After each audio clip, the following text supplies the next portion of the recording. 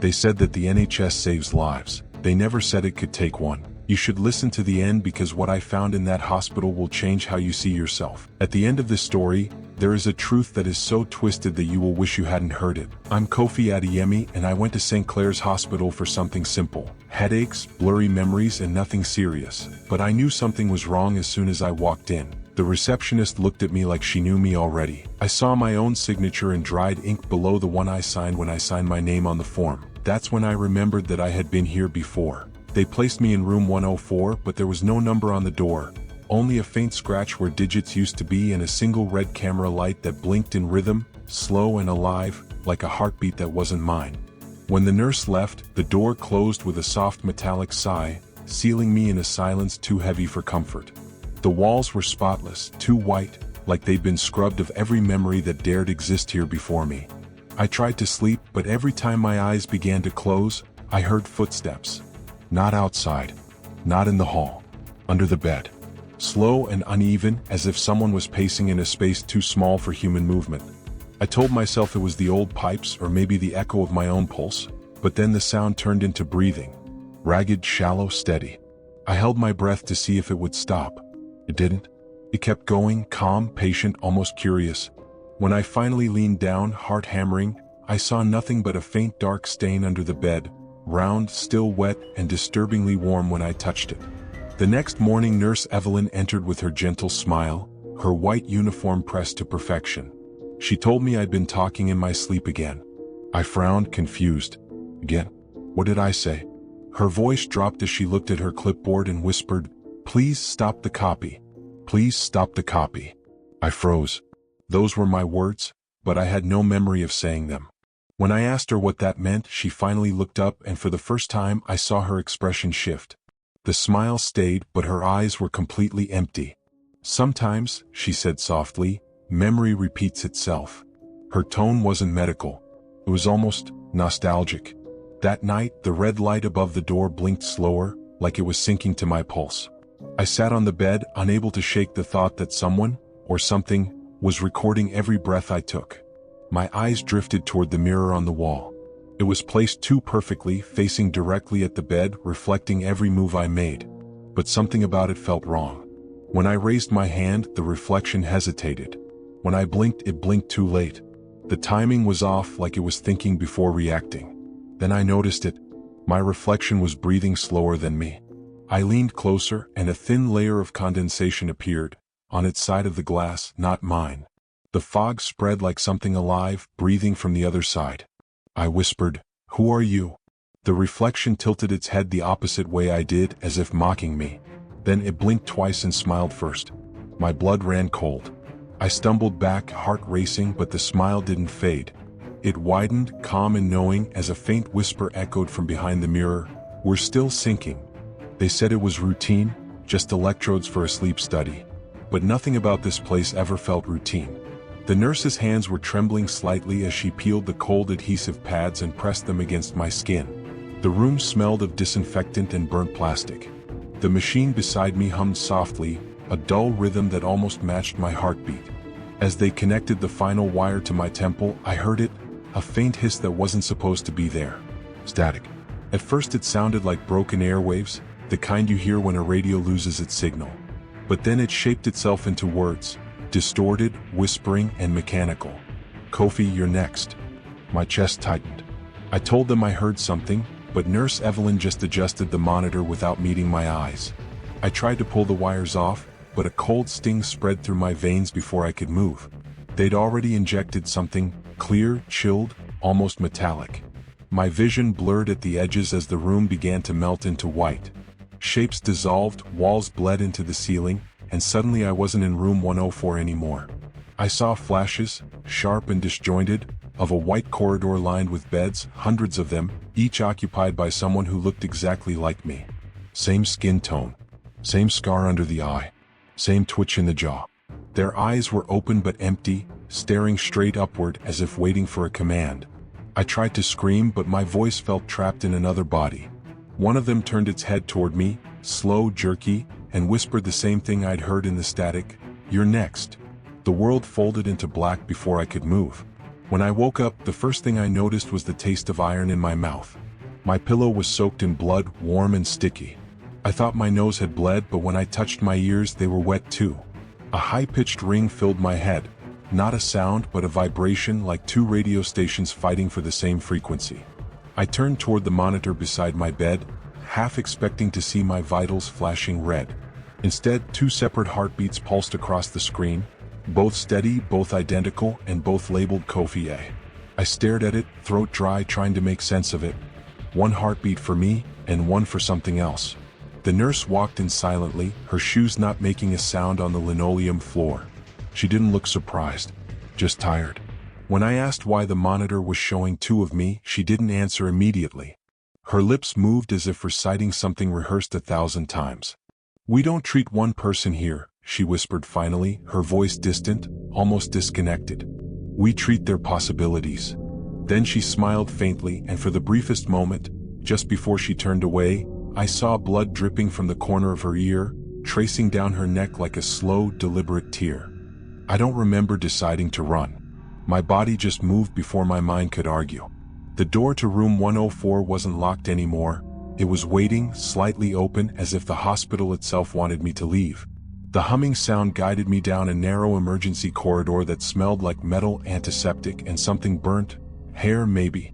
The walls were sweating with condensation, and every few seconds the overhead lights flickered, humming louder in sync with the red camera lights above each door. At the end of the hallway stood a steel door, its paint peeling like dead skin. Faded letters spelled out, "Ward 13, Echo Patients Only." My pulse thundered in my ears. I found a surgical pin on the floor and used it to pick the lock. My hands shaking, but the mechanism clicked open too easily, almost like it recognized me. Inside, the air was colder and heavier, filled with the faint buzz of electricity. The walls weren't white here. They were lined with shelves, each stacked with old, dust-coated VHS tapes. Hundreds of them. My name is written in red marker on every single one. Kofi A, 01. Kofi A, 02. Kofi A, 03. Each tape had a date, some from years I hadn't even lived yet. My fingers trembled as I pulled one from the middle and pushed it into the old television unit on the table. Static filled the screen, then cleared, and I saw myself, sitting on the hospital bed. Right now. Wearing the same clothes, breathing the same rhythm, eyes staring directly at the camera. I turned around slowly. The room behind me was empty, silent except for the low hum. But on the screen, the version of me tilted its head, smiled faintly, and whispered with perfect clarity, "Don't interrupt the experiment, Kofi. We're almost synchronized." My stomach turned to ice. I took a step back, but the television flickered violently, showing flashes of my own face in different rooms. Hundreds of me, each hooked to machines, each twitching, convulsing, whispering the same sentence. Then the power cut out with a low electric pop. The darkness swallowed the room whole. For a moment, I could only hear my own ragged breathing. Then something cold brushed against my shoulder. It wasn't a hand. It felt like static, buzzing, crawling under my skin, and then a low voice right next to my ear repeated softly, almost synchronized. When the lights flickered back to life, it wasn't the same room anymore. The air felt heavier, as if the oxygen itself had been recycled too many times, used by too many lungs that weren't supposed to exist. My pupils strained against the harsh white glare. I wasn't alone. The walls had moved out, revealing rows and rows of hospital beds, all of which were occupied. Tubes, wires, and monitors blinked in time with each other, and their beeping made a mechanical heartbeat that filled the air. That I stepped closer and my stomach dropped. Every bed held a version of me. Some had scars, I didn't. Some were missing eyes, and some lay motionless while others twitched violently like broken machines trying to restart. Their mouths moved in sync with the static hum, whispering fragments of the same sentence. "You're the mistake. You weren't supposed to wake up." My pulse hammered against my ribs as one of them suddenly turned its head toward me. His eyes were wide open, too wide, pupils dilated until there was almost no white left. His lips trembled, and when he spoke, the voice was my own, but older, hoarser, and soaked in exhaustion. "You were the failed version," he said, choking on his words. "We were meant to stay asleep." I stumbled back, tripping over a tangle of wires that felt alive, their tips sparking faintly against my skin. Everywhere I turned, my own face stared back, some sobbing silently, some smiling in eerie patience, and others already still, pale, with faint smiles frozen on their faces. I started running, not even sure where the exit was.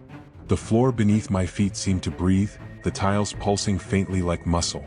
I passed by mirrors nailed to the walls, each one reflecting not my movement but delayed echoes of myself, repeating actions I hadn't done yet.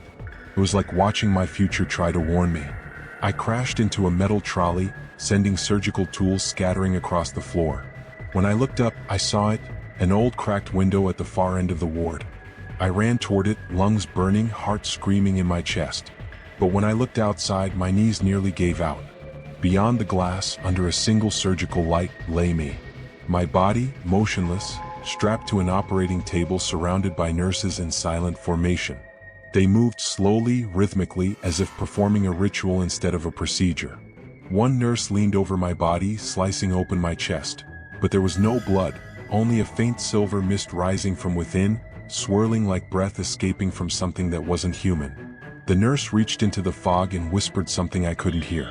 My reflection in the window turned to face me, not the one outside but the one inside the glass, and smiled faintly, whispering words that vibrated through my bones. "Now you know why we kept you sleeping." I don't remember breaking through the door or if there even was one. One second I was staring through the glass and the next I was outside, stumbling through the rain like someone who had been thrown out of a dream too fast. The sky was the color of old bruises, purple and gray, thunder curling low against the horizon. My clothes clung to my skin, cold and heavy, and every breath burned like ice in my chest. The rain tasted metallic like the residue of hospital air. I ran until my legs threatened to give out, until the shape of the hospital faded into the night behind me. When I finally reached home, everything felt wrong, too quiet, too still, as if the world had been paused while I was gone. I locked every door, every window, and even covered the mirrors with sheets, afraid of seeing something that shouldn't move when I did. My heart refused to calm down. I kept hearing the beeping of those monitors somewhere deep inside my skull, perfectly in sync with my pulse.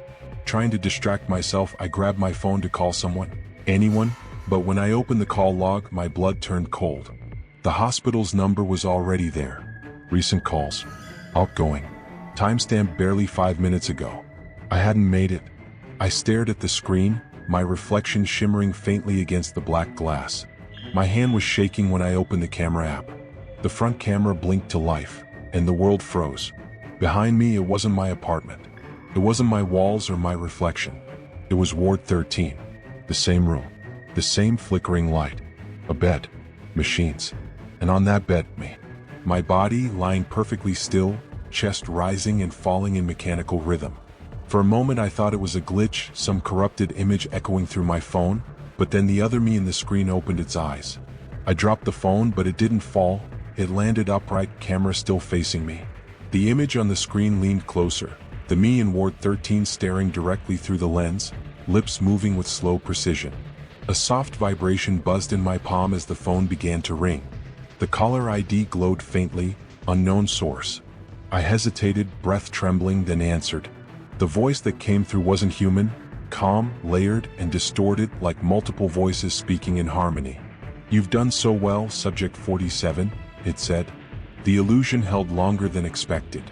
I stood frozen as the line crackled, the sound of machines faintly humming in the background.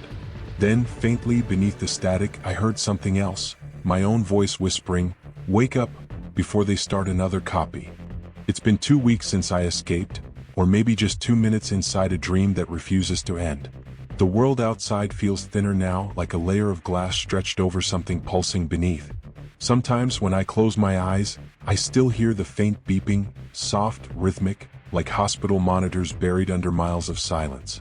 It happens most at night, when the rain taps against the window and the shadows breathe on the walls.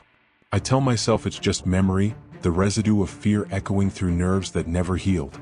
But then small things began to change. The clocks reset themselves, my phone screen flickers at odd hours, and sometimes in the dark reflection of the TV, I see movement behind me even when the room is empty. Last night, I woke to the sound of static humming in my ear. My phone was already recording.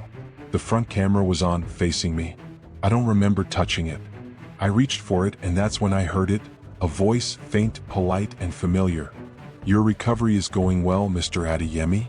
The voice came from the speaker, but it didn't echo in the room, it echoed inside my head. My hands shook as I replayed the footage, my breath shallow and uneven. On the screen, I was sitting exactly as I had been, with the same posture, same lighting, and same breath, but the reflection behind me wasn't me anymore. It wore my face perfectly, every scar, every tired detail, except for the eyes. They were open too wide, pupils dark and endless, and thin silver wires disappeared into them, vanishing somewhere beyond the frame. It blinked once, then smiled, that same knowing smile from the mirror.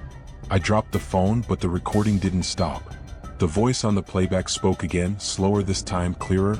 "You can't wake up if you were never asleep." The words sank into me like needles of ice. I looked around, every shadow trembling, every hum of electricity suddenly alive with presence. My reflection in the window smiled before I did. I think I laughed, or maybe screamed, I can't tell anymore. Maybe I'm free. Maybe I'm still under. Maybe there's no difference between the two. So if this story reaches you, if you're hearing my voice right now, just look behind your screen for a second. Do you see that faint red light blinking? The one that shouldn't be there? Because if it's blinking, maybe your session has already started. And if it has, then they're already watching your vitals. So before they check yours, subscribe.